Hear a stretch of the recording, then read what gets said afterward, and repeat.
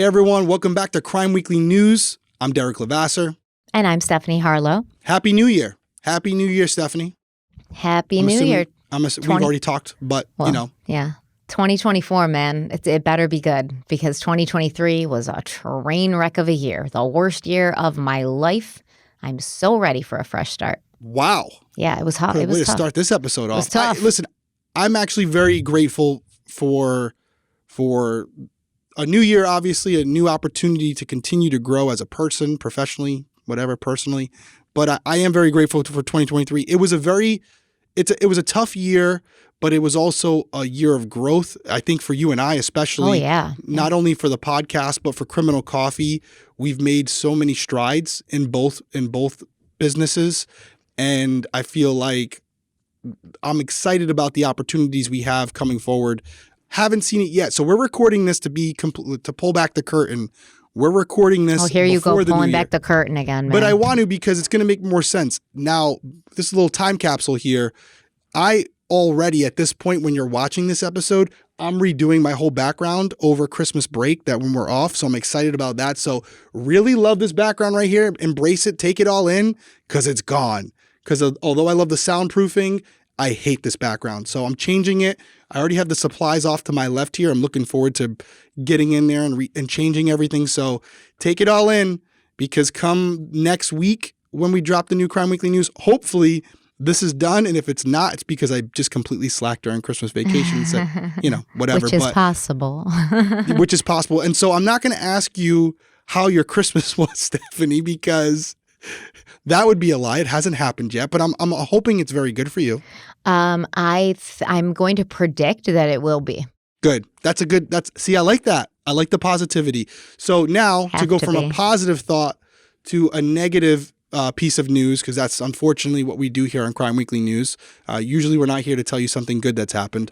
But there is a little bit of a silver lining to this because someone's off the street that could commit a future crime. So with that being said, 46-year-old Elias Diaz was arrested on Sunday, December 17th, after 3 people were attacked by a man with a large knife at Pennypack Trail in Philadelphia. Now police are saying that DNA from Diaz has tied him to at least one more unsolved crime that has haunted the local community for decades. And this is always great when this happens because we've talked about it before with CODIS. There's certain situations where even though this offender may have committed crimes in the past, they may not have found their DNA at the crime scene, or they've never been arrested on a felony where their DNA would be taken.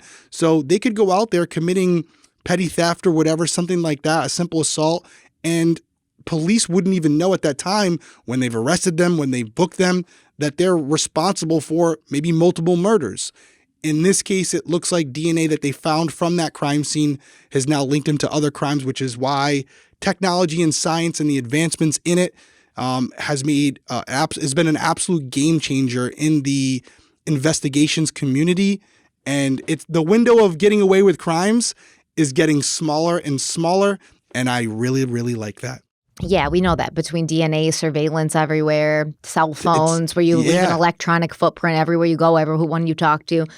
You can't get away with much these days. It's the older crimes that are unsolved, right? But even those crimes, with this new technology, they're coming back and they're catching up to them. Mm-hmm. Well, police are saying that DNA collected from Diaz has tied him to more than one unsolved rape case, as well as an unsolved murder of a young woman who was attacked as she jogged through Fairmount Park on July 13th, 2003.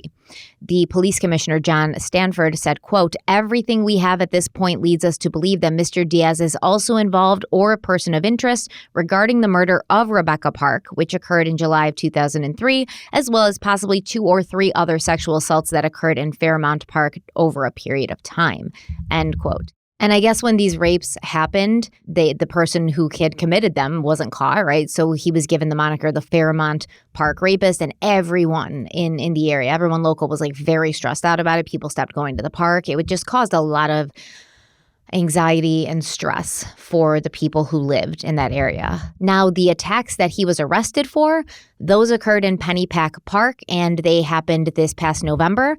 On November 22nd, the police say a person was running on a trail when they were approached from behind by a bicyclist who has since been identified as Diaz. And when the runner announced his approach, Diaz became enraged and pulled out a large knife, possibly a machete, and slashed the runner multiple times on his arms and hands. And then on November 24th, so just 2 days later, a person was walking alone along the same trail, and he was attacked by a man on a bike with a large knife. This person was cut on his right arm and hands. Diaz faces charges of attempted murder, aggravated assault, and other related offenses for these attacks. But then we have to talk about Rebecca Park. She was a 30-year-old student at the Philadelphia College of Osteopathic Medicine. She went missing while running through Fairmount Park in July of 2003. Her body was later found buried under wood and leaves on a steep hillside in the park about 200 feet off the road. And they didn't, solve it right away. But in 2003, they used DNA from Park's murder, and then they linked that DNA to 2 other attacks that happened in that same park that same year. So on April 30th, a 21-year-old jogger in the park was raped. And on October 25th, a 37-year-old woman in that park was the victim of an attempted rape. And then in August of 2007, the Fairmount Park rapist seemed to move to Pennypack Park, and that's when the Pennypack Park attacks began, and a 25-year-old woman was raped on August 11th. Now, DNA evidence from these attacks were entered into CODIS, and in 2021, police released images that had been created using DNA to show what the suspect might look like.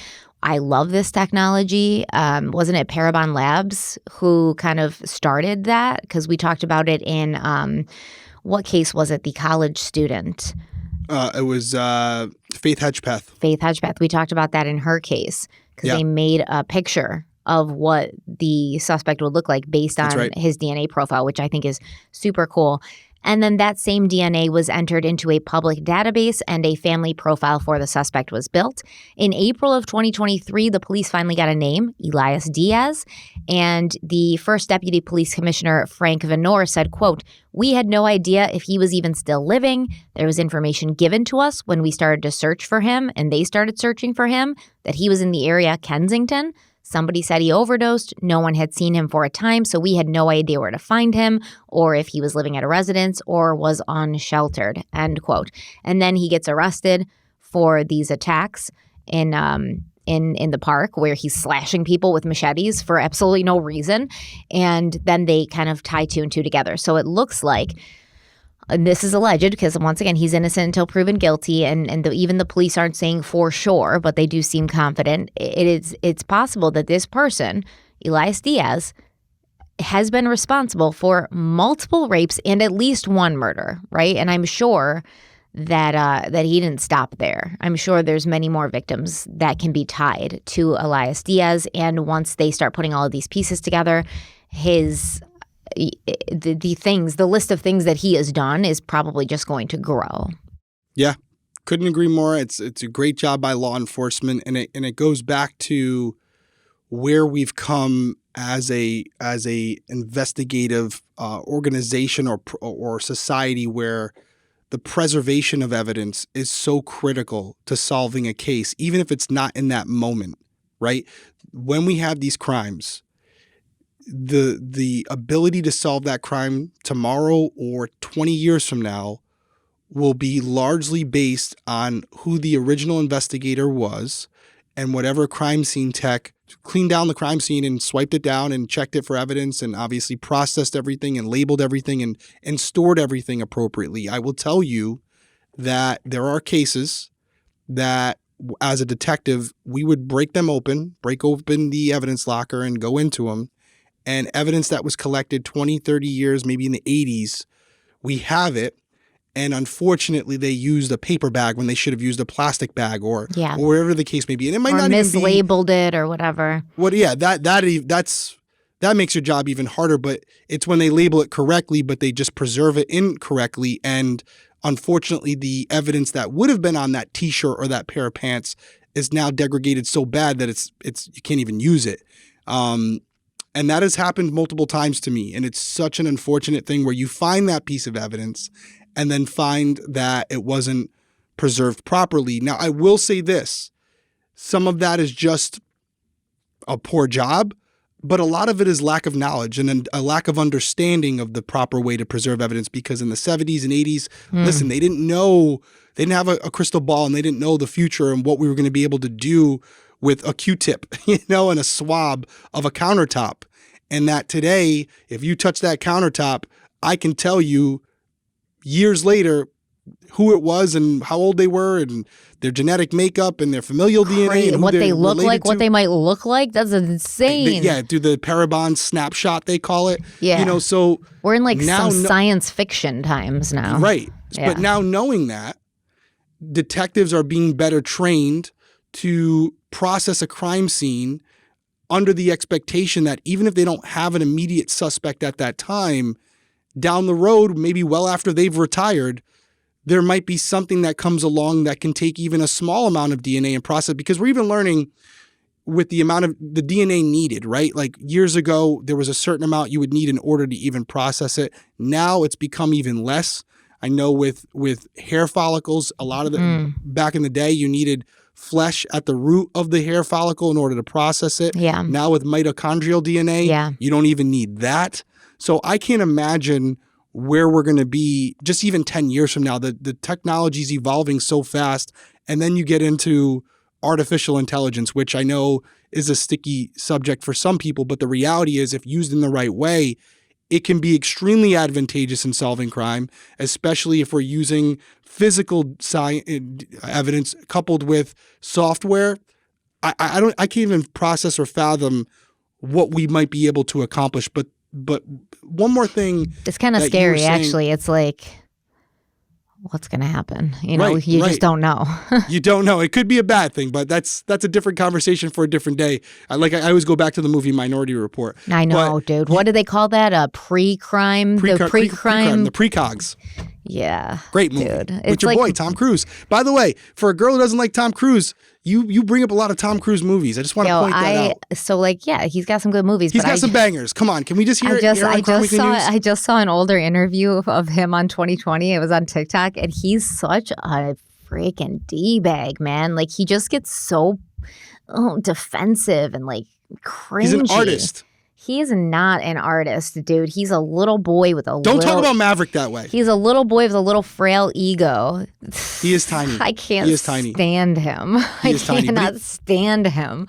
Ugh. Sorry. Sorry, Scientology. Sorry, Tom Cruise. I'm allowed to have my opinion that I can't stand you. But yeah, he was a good I love you, Tom Cruise. He was a good actor.